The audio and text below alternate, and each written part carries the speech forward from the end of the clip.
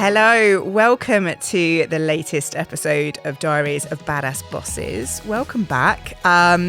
It's just a me episode today, and I've been going through basically what I find some of the biggest questions that I get asked, particularly like on my coaching side of my business and or with my clients. But one of the things for everybody is how to write that press release. And I know it's something that everyone really wants to kind of understand and do a good job on. And I was lucky enough to obviously like kind of learn from the Press Association. So I thought today's episode, we could talk about press releases. Connor, what do you reckon? Have you ever written a press release before? I have not written a press release before. No, not really my forte, but I'm interested to learn. Well, buckle up. I don't even think that's a phrase, is it? Buckle up. Yeah, buckle up, buckle in, buckle up. Yeah, Buckle in. yeah. Well, either way, get comfortable. Please keep all arms and legs inside the carriage at all times. We're ready for takeoff. Okay, well, as we digress somewhat, but yeah, so today we're going to go through really why it's important to write the perfect press release, because there is definitely kind of things that to not do, and things that will really piss off a journalist as well. So I'm going to pretty much go through kind of top tips for you, and give you my insights, having kind of been on both sides of the fence, I suppose, kind of having had to read press releases and consider it for editorial value, and then obviously writing them myself for clients and training people. So the first and most important thing, that headline really is got to be attention grabbing, but actually the biggest flaw that people always kind of, or biggest mistake people make is putting their brand in that headline. It's actually something to avoid doing. So with your headline, you kind of really only want it to be kind of maximum 10 words. But yeah, definitely just talk about what the topic is, what the news hook is, and leave your brand out of it. You can definitely have a subheading. I always recommend a subheading. Not everyone does them, but I like them because, again, it gives you the ability to put your brand in there, your name as well, founder of, and be able to go into a little bit more detail. Journalists actually receive, I'm going to say, probably, hundreds a day of press releases. So you can understand why certain press releases just won't even get past the first sentence, because that headline has put them off. So, be attention grabbing in that headline, get to the point as well. what you're talking about. But, really make sure you really consider it. You may not get the headline straight away. You actually might end up writing the full press release and then coming back to the headline. And that, again, is okay, because actually sometimes the shape of the press release can change. So, yeah, but just really key to make sure that that's a real focus. Your first paragraph that you're going to write is going to be the most kind of factual who, what, where, why, and when. Because you just got to get to the point. You're not there writing that press release to be the creative writer. And I think that's actually probably everybody's thought process, is that, when I read a magazine or I read a newspaper, it's so interesting, so creative. That's the journalist's job. A press release actually is a factual document. And I think that's why, for me, having learned at the Press Association, which was all about getting the facts, what they do is they go out there, they get the facts, and then they report them back to all the media outlets. So just get to the point and give them the details. Do you use an embargo or not? The $1 million question. Embargoes can feel a little bit frustrating for a journalist, because they kind of, if they see a story they like, they want to run with it. But if there's an embargo for a reason, so for example, a launch, it's a press event, that type of activity, they will respect it, they will honour it, and they'll understand it. But if there's an embargo in there for no damn good reason, that's probably the first thing that's going to put them off. So if you can get it out there, then just do it for immediate release. Put that straight away and with that date. Get that first who, what, where, why, when in, and then your second paragraph, you can go into a bit more detail, basically. So again, you can kind of give a bit more background, talk about the brand a little bit more, or the product, or whatever it is you're launching, or the event itself. The next thing then is to add a quote. So this quote is going to be really important from who it's coming from. So ideally, they're always going to want the head person, the founder of, the managing director. They kind of get put off by the marketing director. It's kind of one of those. It's like, oh, well, they really do want to hear from the head honcho, basically. So whoever that boss is, get them in there, get them giving you that kind of key.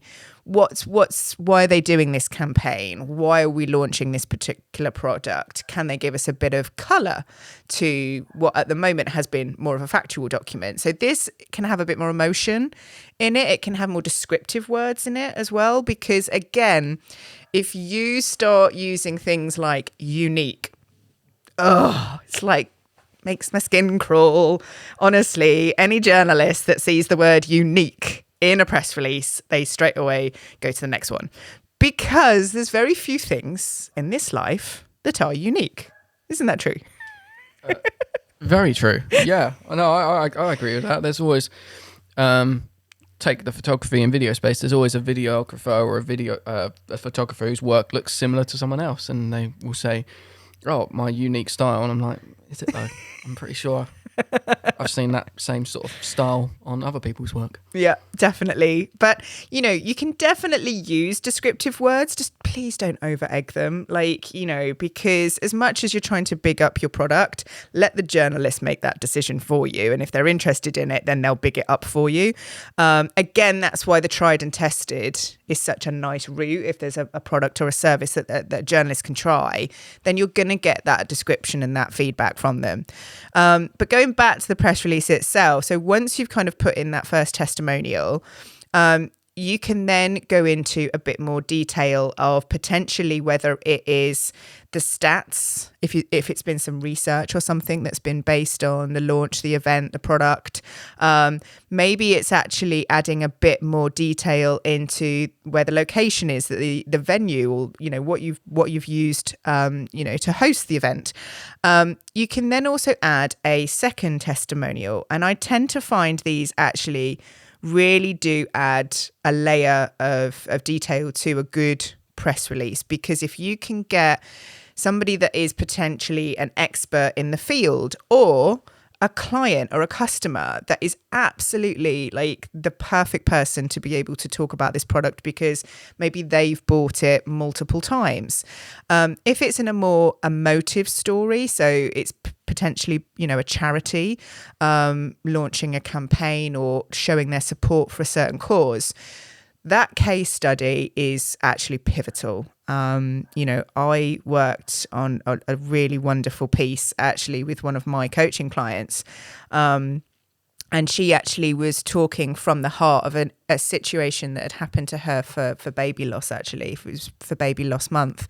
And she'd also got a customer that had also come to her who had also suffered. And her press release got picked up everywhere because of the amount of detail and thought that went into those testimonials and what people actually said. So that second testimonial can really add value to that press release. And if it is something where you've got research and you can partner with an expert in that field, or somebody from the university where the research was done, or whatever that is, the journalist is going to love that. And they may even then want to interview those people, so the head of the business and the research person, so it really gives you that more opportunity to get more coverage. And they see as well the detail that you've gone into it, that it's not just about your business, and actually there's more to it. The last kind of 2 paragraphs are going to be the kind of "and finally" piece to the press release. So it's going to be a roundup. It's going to be a call to action. So it's actually going to be what you want that reader or that listener to go away and do, or think of, or vote for or pay for, if it's a charity, give money towards, if it's just to literally go to the website to find out more information. Make sure you've got that really strong call to action in there that just gives people that, okay, right, I'm going to go ahead and do that. And the great thing is as well, online news now, it gives people the opportunity to have links. Before it was always really tricky. They didn't always include them. Now they are a lot better. And obviously we know from an SEO point of view that we do love a good link for our websites. And when it's come from a news site, the weight of that website ranking towards your SEO as a backlink is amazing. So yeah, always make sure you've got the right websites and always send them directly to the pages if you do have a specific page. Again, I always recommend put your press releases on your website.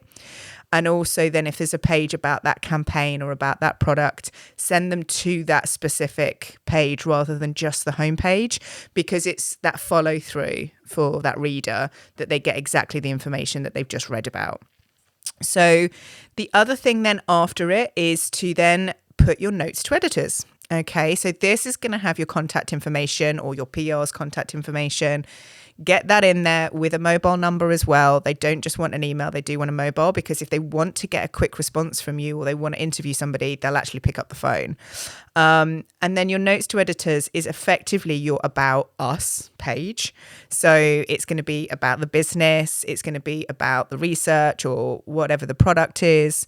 It's going to be maybe about the expert that you've included. So it really is just that kind of data, that information that the journalist needs if they want to add a little bit more detail to their own piece. And then that's pretty much the format of a press release. So hopefully that structure is helpful and makes sense. Try it out. Like start just write, even if you don't think you've got a good story at the moment, just start putting something together. When you're thinking about your news hook, I think this is a big question people always ask as well. It's like, what's interesting? Or I don't necessarily have any news. Sometimes you can, I hate to say it, manufacture that news. So you can actually look for potentially some data that's relevant to your industry, or have a look what's in the news at the moment. And that's quite topical to do. So if you can be timely for a journalist and topical, if you can newsjack, so say, for example, you've seen something in the newspaper that you actually think, hang on, I've got a point of view on that. And you can actually shape a press release off the back of it. And then when you're submitting it to a journalist, that subject line, again, is key. So that's why getting the headline is really good, and actually head it up as press release in capitals. The other thing to say, never, ever, ever put your branding in capitals in a press release.